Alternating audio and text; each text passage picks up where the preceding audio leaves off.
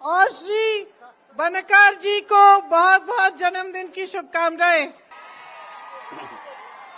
आज बहुत गर्मी है, आप धूप में खड़े हैं, गर्मी लग रही है? ಇವತ್ತು ಬಹಳ ಬಿಸಿಲಿದೆ। नहीं, ज्यादा समय नहीं लूंगी। आपको देख के मेरे मन में ये आया कि इतने धूप में आप खड़े हुए मेरा इंतजार कर रहे हैं। इसी तरह धूप में आप रोज खेती करते होंगे। मैंने धान के खेत बहुत देखे यहाँ। धान के लिए कितना मिलता है? How much? 350 मैडम, 350। देखिए, आप मेहनत बहुत करते हैं। खास तौर से मेरी जो बहनें हैं यहाँ बहुत सारी आई हुई हैं। आपकी बहुत आभारी हूं कि आप यहाँ आई हैं आज मेरी बातों को सुनने के लिए।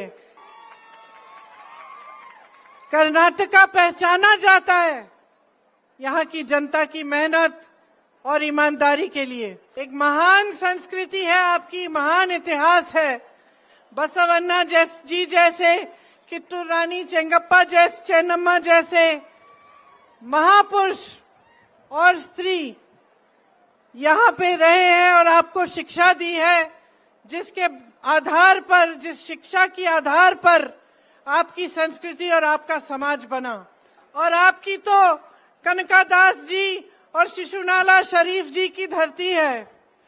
आपके यहाँ से दो महान स्वतंत्रता सेनानी भी थे, मेल्लारा महदेवप्पा और गुडलेप्पा हल्लीकेरे जी। तो जब आपका प्रदेश, जब हमारा देश आजाद हुआ और आपका प्रदेश बना, तो आप ही की मेहनत से बना। और मैं जानती हूँ कि आपको अपने कर्नाटका पर कितना गर्व है। कुछ महीनों पहले मैं विदेश में थी, अपनी बेटी को कॉलेज छोड़ने गई थी और रेलवे स्टेशन में मैं ट्रेन के लिए इंतजार कर रही थी। मुझे एक हिंदुस्तानी लड़का दिखा, मेरे पास आकर पूछा, आप प्रियंका हो? तो मैंने हाँ बोला। मैंने उससे पूछा, तुम कहाँ के हो? तो उसने कहा, मैं कर्नाटका का हूँ। मैंने उससे पूछा तुम क्या करते हो? तो मुझे बताया कि एक बड़ी आईटी की कंपनी में एक बहुत अच्छी उसकी नौकरी थी। मैंने पूछा, माँ बाप क्या करते हैं? तो बड़े गर्व से बोला, किसान हैं।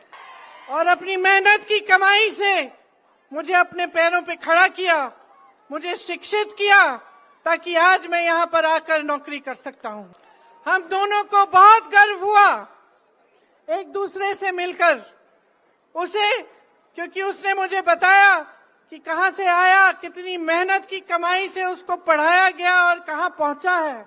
और मुझे ये देखकर कि अपने देश का एक लड़का, अपने कर्नाटका प्रदेश का एक लड़का इस तरह की तरक्की कर रहा है और देश का नाम दुनिया में रोशन कर रहा है, तो आप मेहनत करते किस लिए हैं? इसी तरह अपने बच्चों के भविष्य को मजबूत बनाने के लिए। मेरी बहनें दिन रात काम करती हैं। मैं जानती हूँ कि आप अगर बाहर भी नौकरी करते हैं या खेती में भी हाथ बटाते हैं, तो आप जरूर घर आकर घर का काम भी करती हैं। घर के सारे परिवार के सदस्यों की परवरिश को देखती हैं। अगर वो, उनके पास सारी सुविधाएं हैं, आपने खाना बनाया है, सब कुछ किया है उनके लिए, तभी आपको नींद आती है, तभी आप सोती हैं। और इसी तरह से जो खेती में काम करता है या जो कहीं नौकरी करता है, मेहनत की, ईमानदारी की, अपने बच्चों के भविष्य के लिए ही करता है। बच्चे परेशान होते हैं तो दुख होता है, घबराहट होती है। बच्चों का स्वास्थ्य खराब होता है तो परेशानियां होती हैं। हम सब चाहते हैं कि हमारे बच्चे बड़े हों, उनका भविष्य मजबूत बने, वो आगे बढ़े। और इस मेहनत में ये जो काम आप अपने बच्चों के भविष्य के लिए करते हैं, इसमें देश भी आप आगे बढ़ाते हैं। इस काम को करके ये देश के भविष्य का काम कर रहे हैं आप, तो इसमें भी देश सेवा है, ये छोटे काम नहीं है। जवाहरलाल नेहरू जी कहते थे कि कोई भी काम अगर मेहनत और ईमानदारी से किया जाए, चाहे किसी के घर में आप बर्तन मांज रहे हैं, चाहे आप किसी का घरेलू काम कर रहे हैं, चाहे आप किसानी हैं और खेती में काम कर रहे हैं, चाहे आप डॉक्टर हैं, शिक्षक हैं, कोई भी काम हो, अगर मेहनत और ईमानदारी से आप कर रहे हैं तो वो देश सेवा में गिना जाता है, क्योंकि यही सब करने से देश का निर्माण होता है। आप मजबूत होंगे, आपके बच्चे भविष्य में मजबूत होंगे तो देश की नई पीढ़ी मजबूत होगी। इसीलिए जो सरकार आप चुनते हैं वो बहुत महत्वपूर्ण है। किस तरह की सरकार है, उसके किस तरह के नेता हैं, आपके लिए क्या क्या करेगी और आपको मजबूत बनाने का काम कैसे करेगी। अगर सरकार लालच के आधार पर बने, उसके नेता सिर्फ ये सोचे कि हमें सत्ता और मिली जाए, हम पैसे बनाएंगे, हम यहाँ से घोटाले करेंगे, हम भ्रष्टाचार करेंगे, अपने लिए बड़े बड़े महल बनाएंगे, अपनी लाइफ अच्छी बना देंगे, लेकिन आपके बारे में न सोचे तो नुकसान उनका नहीं होता, नुकसान आपका होता है। तो उन नेताओं का, उन सरकारों का ध्यान पूरी तरह इस बात पे होता है कि हम सत्ता किस तरह से रखें और दूसरा हम कितने पैसे बना सकते हैं, कितना लूट कर सकते हैं। और आप जब ऐसी सरकार की कुनीतियों से जूझ रहे होते हैं तो आपको खुद समझ में आ जाता है कि क्या हो रहा है, क्योंकि ऐसी सरकारें ठीक ढंग से काम नहीं करती। आपने कर्नाटका में पिछले 3.5 सालों में देखा, सीएम भी बदले गए, मंत्रिमंडल का विस्तार नहीं हुआ, आपको दुर्बल नेता मिले, एक दूसरे से लड़ते रहते हैं और सही निर्णय, ठोस निर्णय आपके विकास के लिए ले नहीं पाते। आज आप यहाँ आए हैं मेरी बातों को सुनने के लिए, मेरी वजह से नहीं आए हैं। आप इसलिए आए हैं क्योंकि मेरी दादी इंदिरा गांधी जी एक दृढ़ नेता थी जिनको निर्णय लेना आता था, और क्योंकि वो निर्णय लेती थी, वो खड़ी हो जाती थी जनता के लिए, और जनता की कोई समस्या होती थी तो आपके बीच में आके उसको हल करने की कोशिश करती थी। आज भी आपके दिलों में उनके लिए श्रद्धा है। उनकी सरकार पहचानी जाती थी क्योंकि उन्होंने बड़े बड़े निर्णय लिए जो जनता के पक्ष में थे। गरीबों को जमीन दिलवाई, हरित क्रांति लाई, जब समय आया तो देश के लिए लड़ी, पाकिस्तान से लड़ाई हुई, बांग्लादेश बनाया। और उसी तरह से जो उनके बाद की कांग्रेस की सरकारें आई, अलग अलग उपलब्धियों के लिए पहचानी गई। राजीव गांधी ने देश को आधुनिक दौर में आगे बढ़ाया, नरसिम्हा राव जी, मनमोहन सिंह जी ने लिबरलाइजेशन के साथ देश को और आगे बढ़ाया। तो हर सरकार की एक पहचान होती है, और ज्यादातर जब आपने देखा होगा कांग्रेस की सरकारें हैं तो कोई अच्छी ही पहचान होती है कि कुछ करके दिखाया। और आज कर्नाटका में जो बीजेपी की सरकार है उसकी एक ही पहचान है, एक ही पहचान है भाइयों और बहनों, 40% सरकारा। पीएसआई का स्कैम किया, भर्तियों के तमाम इम्तिहानों में स्कैम किए, कॉन्ट्रैक्टर से आत्महत्या करवा दी क्योंकि 40% मांग के उनकी जिंदगी बर्बाद हो गई। किसान आत्महत्या कर रहे हैं क्योंकि कमा नहीं पा रहे, महंगाई इतनी है, जीएसटी थोप के सबकी कमाई कोई में मुसीबत डाल दी है, मुश्किलें आ गई हैं, किसानों को सही दाम नहीं मिलता।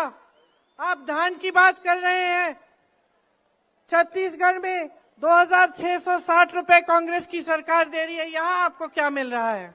इतना भ्रष्टाचार किया है कि स्कूल के बच्चों के अंडों को नहीं छोड़ा, कोविड के मरीजों को नहीं छोड़ा। 1.5 लाख करोड़ रुपए लूटे हैं कर्नाटका से। आप सोच सकते हैं कि 1.5 लाख करोड़ रुपए कितने होते हैं, इसमें कितने जीरो है वो तो हम भी अनुमान नहीं लगा सकते। तो क्या किया इन्होंने इन पैसों का, इस संपत्ति का जो आपसे लूटा, और क्या कर सकते थे? 30,000 स्मार्ट क्लासरूम बना सकते थे, 30,000।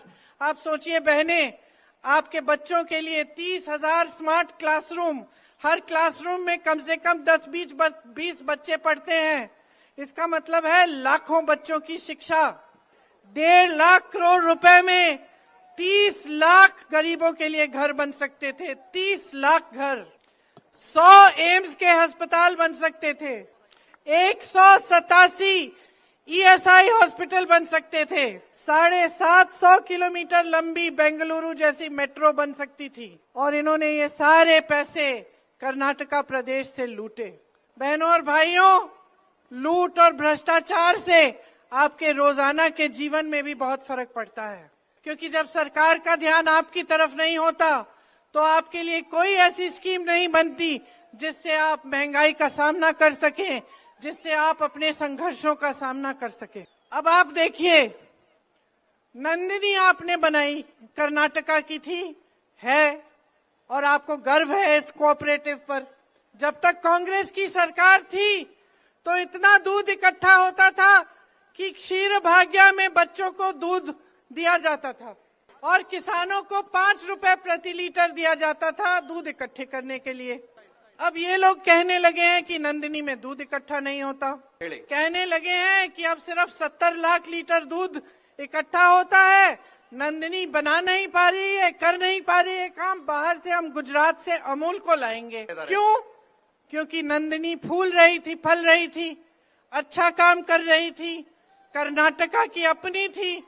अब इन्होंने सोचा कि इसको भी हम लूटने की कोशिश करते हैं। अगर ये ऐसा करेंगे तो 1 करोड़ से ज्यादा लोगों की आमदनी मुश्किल में पड़ जाएगी, कमाई मुश्किल में पड़ जाएगी। लेकिन उनको इस बात की परवाह नहीं है, इनको सिर्फ इस बात से परवाह है कि कितना, कहां पे, कैसे लूटा जा सकता है। देखिए, आपको याद होगा जब कांग्रेस थी तो अन्ना भाग्य, क्षीर भाग्य, पशु भाग्य, आरोग्य भाग्य, विद्याश्री, इंदिरा कैंटीन जैसी स्कीम थी, याद है आपको? यहाँ कितना काम, कितना विकास कांग्रेस की सरकारों ने कराया।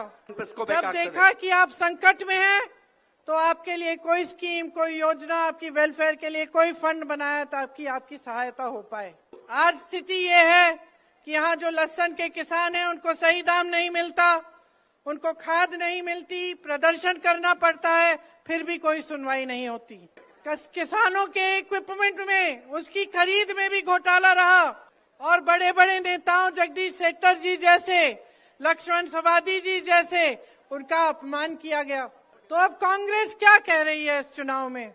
हम कह रहे हैं कि हम समझते हैं कि इन 3.5 सालों में, जबकि आपकी सरकार ने आपको लूटा है, भ्रष्टाचार फैलाया है, इसमें आपकी मुश्किलें सिर्फ बढ़ी हैं। हम पहचान रहे हैं कि बीजेपी ने रोजगार बनाने का काम नहीं किया, बल्कि जहां जहां से रोजगार बन सकता था, खेती से, छोटे और मीडियम बिजनेसेस से और बड़े बड़े PSU से सारा तकरीबन खत्म कर दिया। तो हम कह रहे हैं कि हम आपको एक ऐसी सरकार देना चाहते हैं जो आपके हित में काम करे, जो आपको प्रगति 100% गारंटी दे। हम रोजगार बनाएंगे, बीदर से लेकर कर्नाटका की दूसरी ओर उस पार तक एक इंडस्ट्रियल कॉरिडोर बनाएंगे और टाउनशिप्स बनाएंगे। इन्होंने आपसे 1.5 लाख करोड़ रुपए चुराए, हम 1.5 लाख करोड़ रुपए किसानों के लिए एक फंड में लगाएंगे ताकि आपके बजट में होगा, ताकि आपकी भलाई के लिए, आपकी सहायता के लिए काम हो। 2.5 लाख जो रोजगार खाली हैं, सरकारी पद खाली हैं, उनको हम भरेंगे और 1 साल के अंदर अंदर भरने की कोशिश करेंगे। गृह ज्योति स्कीम लाएंगे जिससे 200 यूनिट मुफ्त बिजली आपको मिलेगी। अन्न भाग्य में 10 किलो चावल मिलेगी। गृह लक्ष्मी स्कीम हम देना चाहते हैं, बनाना चाहते हैं, जिसमें मेरी बहनों जो गृहस्थ हैं उनके लिए 2000 रुपए प्रति महीने आप ही के खातों में डाले जाएंगे। आपके लिए कहीं भी जाने के लिए बस का पास फ्री होगा। आंगनवाड़ी की बहनों के लिए जिनका मानदेय बढ़ाया नहीं गया है, लेकिन जिन्होंने कोविड के होते हुए भी धैर्य रखा और घर घर जाके वैक्सीन दिलवाई, उनके लिए उनका मानदेय 15,000 रुपए तक बढ़ाया जाएगा। मिनी आंगनवाड़ी का 10,000 तक होगा। आशा की बहनों का मानदेय 8,000 रुपए तक बढ़ाया जाएगा। जो पूरे जीवन आंगनवाड़ी में काम करती हैं और रिटायरमेंट पे उनको कुछ नहीं मिलता, हमारी सरकार उनको 3 लाख रुपए देंगी और मिनी आंगनवाड़ी को 2 लाख रुपए। मेरे नौजवान बहनों और भाइयों, जिसका ग्रेजुएशन हो गया है लेकिन जिसकी नौकरी नहीं है, उसके लिए 3,000 रुपए प्रति माह सरकार देगी। इस स्कीम का नाम है युवा निधि और इसमें जिसका डिप्लोमा है और उसकी नौकरी नहीं है उसको भी 1500 रुपए दिए जाएंगे। छोटे बिजनेस और छोटे दुकानदारों के लिए एक वेलफेयर फंड बनाया जाएगा जिसमें करोड़ों रुपए डाले जाएंगे ताकि आप पर जब समस्या आती है तो आपकी सहायता के लिए और आपको खड़े रहने के लिए सुविधा मिले। मैसूरू, हुब्बल्ली, धारवाड़, गुलबर्गा, बेल्लारी, चित्रदुर्गा जैसी छोटी शहरों जो बेंगलुरु जितनी बड़ी नहीं है लेकिन जिनको सेकंड टियर के शहर कहते हैं, इनको हम बेंगलुरु की तरह आईटी और टेक में मजबूत बनाना चाहते हैं ताकि यहां से भी बहुत रोजगार बढ़ेंगे। आने वाले समय में पेट्रोल और डीजल की गाड़ियां कम होंगी और इलेक्ट्रिक गाड़ियां ज्यादा होंगी। इनकी मैन्युफैक्चरिंग, इनको बनाने के लिए हम कर्नाटका को सर्वप्रथम बनाना चाहते हैं। ऐसी बहुत सारी योजनाएं हैं जो हम आपके लिए लाना चाहते हैं। हम आपको दिखाना चाहते हैं कि एक निष्ठावान, ईमानदार सरकार जनता के हित में किस तरह से काम करके किस तरह से प्रदेश का विकास करा सकती है। लेकिन बहनों और भाइयों, अगर आप चाहते हैं कि एक ऐसी सरकार आए जिस तरह की सरकार मैं बता रही हूं, तो एक बहुत बड़ी जिम्मेदारी आपकी भी है। देखो, आपके प्रदेश के को किसी नेता ने नहीं बनाया। मैंने शुरू में ही कहा, प्रदेश को, देश को जनता ने बनाया है। ये प्रदेश आपका है, यही प्रदेश आपका भविष्य तय करेगा और इस भविष्य को तय करने के लिए आपकी सबसे बड़ी भूमिका है जो 10 तारीख को आप वोट डालने जा रहे हैं। आपको एक ऐसा विधायक चाहिए जो 250 करोड़ के घोटाले में जिसका नाम निकलता है, जो आरोपी है उस मामले में, या एक ईमानदार विधायक चाहते हैं? आप एक ऐसा विधायक चाहते हैं जो अपने दलित भाइयों को प्रताड़ित करने में जिस पे आरोप लगा है, या आप एक ऐसे एमएलए चाहते हैं जो जब आप पर समस्या आती है तो वो आपको बचाने के लिए, आपको मदद करने के लिए आता है? अगर आप चाहते हैं कि एक ऐसी सरकार बने, आपको ऐसे मुख्यमंत्री मिले जिनका ध्यान सिर्फ आप पर और आपके विकास पर केंद्रित रहे। मैंने देखा है पिछले कुछ सालों से हमारे देश में और आपके प्रदेश में भी एक अलग तरह की राजनीति चल रही है और उसका सबूत ये है कि आज जब 3.5 सालों के लिए बीजेपी की सरकार रही है, उनके बड़े से बड़े नेता प्रधानमंत्री नरेंद्र मोदी जी से लेकर उनके मुख्यमंत्री, अलग अलग प्रदेशों के यहाँ के मुख्यमंत्री, उनके गृह मंत्री, रक्षा मंत्री, सब यहाँ आते हैं लेकिन आपकी बात नहीं करते। ये एक नई राजनीति हमारे देश में कुछ सालों से चल रही है जिसके नेता जान गए हैं कि चुनाव के समय आपके सामने आएंगे और आपके जज्बातों की बात करेंगे, धर्म की बात कर डालेंगे या जाति की बात कर डालेंगे, आपके जज्बात उभर जाएंगे, आपका वोट उनके पक्ष में चले जाएगा, तो उनको काम करने की कोई जरूरत नहीं रहेगी।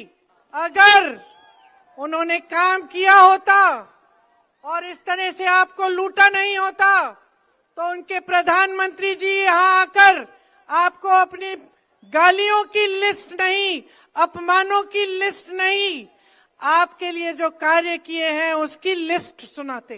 वो आपको बताते कि कितने अस्पताल बनाए हैं, कितने स्कूल खोले हैं, कितने नए उद्योग बनाए हैं, कितने रोजगार दिलवाए हैं, कितना विकास किया है आपके लिए। लेकिन कहने को कुछ नहीं है, इसीलिए आपका ध्यान बार बार भटकाया जाता है और उनको मालूम है कि जब आपका ध्यान धर्म की प्रति जाएगा या किसी दूसरे और चले जाएगा, आपके जज्बात जहां उभर जाएंगे तो वो आगे बढ़ सकते हैं। तो आप इंदिरा गांधी जी को याद करते हैं, उनके प्रति आपके दिल में श्रद्धा है ना? उन्होंने अपना जीवन देश के लिए दिया, देश के लिए शहीद हुई। वो हमेशा कहती थी कि जनता अगर जागरूक रहे, जनता अगर सही तरह से समझे कि उसकी भलाई कहाँ है, तो ये देश कभी भटक नहीं सकता। तो उनके नाम से मैं आपसे वोट मांगने नहीं आई हूं, मैं आपसे आपकी जागरूकता मांगने आई हूं। जाग जाओ, ಎದ್ದೇಳಿ, आंखें खोलो, किसी की बात पर वोट मत डालो, अपने अनुभव पर डालो। 3.5 सालों में क्या किया है आपके लिए ये देखकर वोट डालो। कितना लूटा है, कितनी चोरी की है आपसे, उसको देखकर वोट डालो। महाभारत में जब अर्जुन अपना निशाना साधते थे तो वो मछली की आंख को देखते थे और वहां से उनका ध्यान कभी भटकता नहीं था। बहनों और भाइयों, समय आ गया है कि आप कर्नाटका के अर्जुन बन जाएं। अपना ध्यान अपने भविष्य पर रखो, ನಿಮ್ಮ अपना ध्यान अपने विकास पर रखो, अपना ध्यान अपने कर्नाटका प्रदेश के लिए रखो और उसको हटने मत दो, भटकने मत दो। अगली बार ये बड़े नेता आपके सामने आए तो उनकी हिम्मत नहीं होनी चाहिए कि इधर उधर की बातें करें। आपको बताएं आपके लिए किया क्या है, आपको बताएं आपके लिए योजनाएं कौन सी बनाई हैं, आपको बताएं कि आपका भविष्य मजबूत कैसे बनाएंगे। और ये जो वोट है इसकी कीमत समझो, इसी में आपका भविष्य है। सोच समझ के अपना वोट डालो, ऐसी पार्टी की सरकार बनाओ जो पूर्ण बहुमत से बने, जिसको कोई लूट न सके, जिसको कोई तोड़ न सके, जिसको कोई बदल न सके जब तक अगला चुनाव आए। 10 तारीख को अपना वोट कर्नाटका के पक्ष में दो। मेरे साथ जोर से बोलो, कर्नाटका की, कर्नाटका की, कर्नाटका की, कर्नाटका की, कर्नाटका की। हमारे यहाँ के उम्मीदवार, आज इनका जन्मदिन भी है, ಇವತ್ತು ನಮ್ಮ ಉಮೇದುವಾರರ बनकर जी, इनको भारी बहुमत से जिताइए ಇವರನ್ನ ದೊಡ್ಡ ಬಹುಮತದಿಂದ ತಾವು ताकि आपका ಆರಿಸಬೇಕು। क्षेत्र का पूरी तरह से विकास हो। मेरी बातों को इतनी धूप में आपने इतने ध्यान से सुना, इसके लिए बहुत बहुत धन्यवाद। मैं आपकी बहुत आभारी हूँ। ಇಂಥ जय हिंद। ಇಂಥ